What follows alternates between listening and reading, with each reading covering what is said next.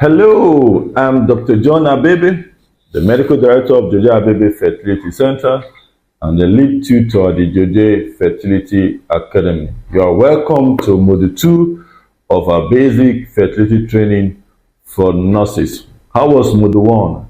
I'm sure you were introduced to reproductive medicine, where you looked at definition and the scope of reproductive medicine, and then you looked into the historical development and the scope of fertility care, and then you dive into the role of a fertility nurse. I know that by now every student now understands what their role is, and they are eager to gain the knowledge that is required to fulfill that role. So in Module 2, we'll be looking specifically at the female reproductive system.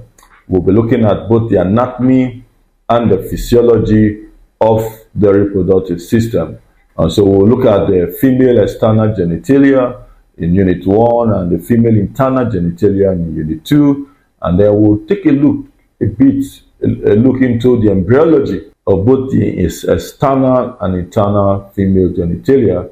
And lastly, in the Unit 4, we'll be looking at the hormonal regulation of the female reproductive system. We're take a look at the various hormones that are needed and get to interplay with the various feedbacks and all of those, from the hypothalamus to the pituitary, the ovarian, and then the end organs. We'll look at how the various hormones have the interplay to ensure you have a menstrual cycle and then you have an ovarian cycle. And so these are the various topics that we'll be looking at under this module. So what are the learning objectives of Module 2?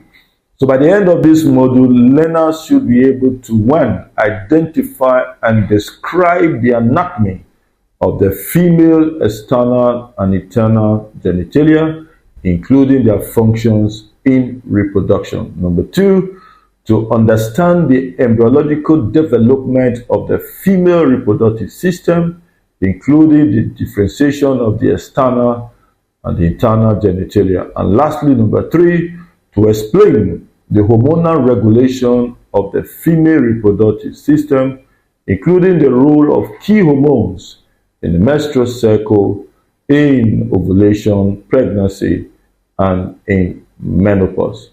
All right, so I want to wish all of our students a great time going through this exciting module, and looking forward to seeing you in Module 3, having successfully completed this module. Have a great time.